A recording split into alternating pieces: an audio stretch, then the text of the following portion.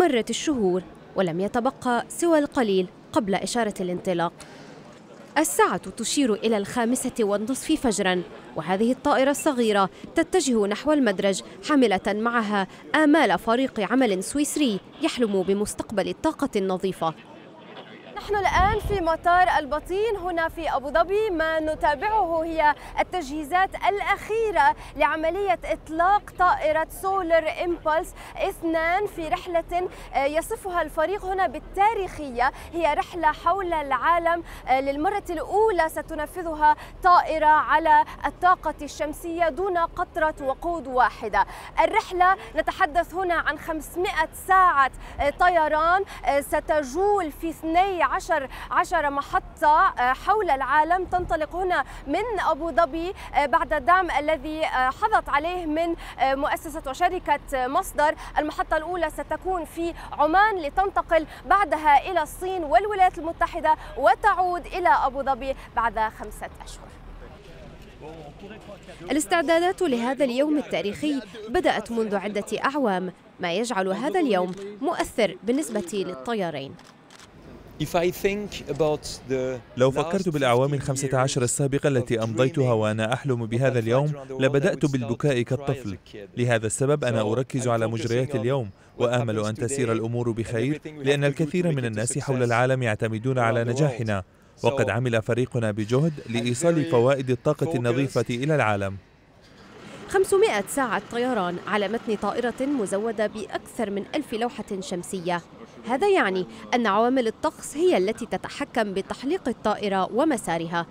أضف إلى ذلك التحديات البشرية التي ستفرض نفسها على الطيار. فساعات النوم قليلة وتؤثر في بعض الأحيان على قدرة التركيز العالية.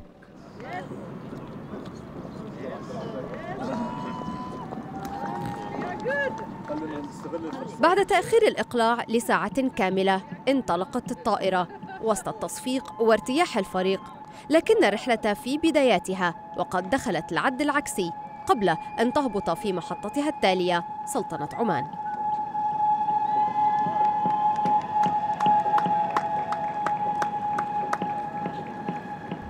تنفيذ أول رحلة حول العالم على الطاقة الشمسية حلم راود فريق العمل لمدة سنوات عدة قبل أن يصل بهم إلى أبو ظبي التي شكلت نقطة الانطلاق لمشروع يصفه الفريق السويسري بالخطوة التاريخية في عالم الطاقة المستدامة. جسي المر، سكاي نيوز عربية، أبو ظبي. وقال المدير التنفيذي لشركة مصدر أحمد بلهول إن المشروع الذي استضافته الإمارات يعد خطوة تاريخية في مجال الطاقة المستدامة. بلهول أضاف في تصريحات لسكاي نيوز عربية أن الهدف من المشروع هو إثبات أن الطاقة المستدامة أصبحت الآن جزءا لا يتجزأ من حياتنا اليومية.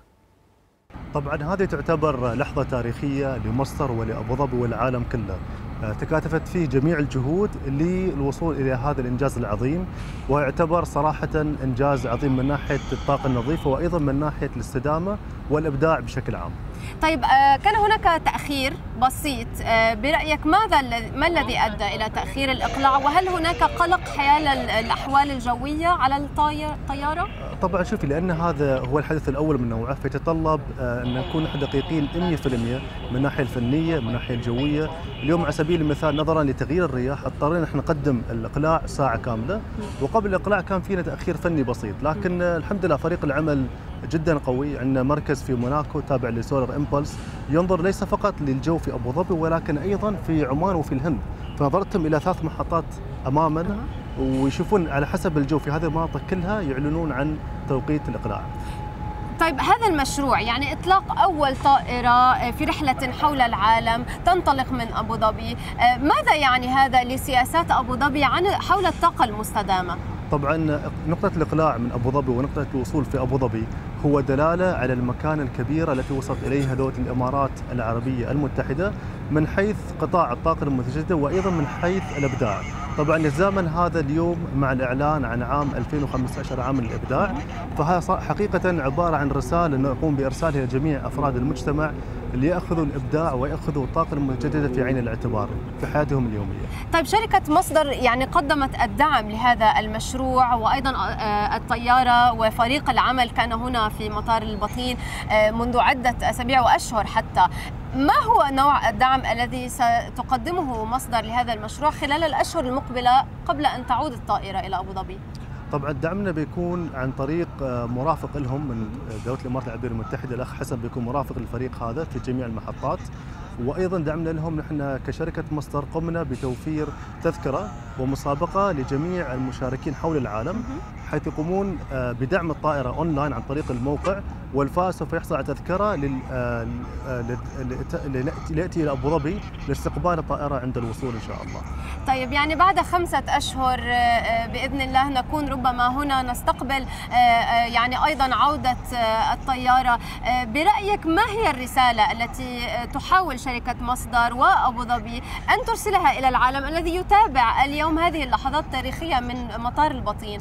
طبعا رسالة برسلها نحن اليوم أن هذه التكنولوجيا اليوم تمس حياتنا اليومية، فلذلك نقدر نطبقها في عدة مجالات منها الطيران، ومن ثم في المستقبل إلى مناطق أخرى أو تطبيقات أخرى.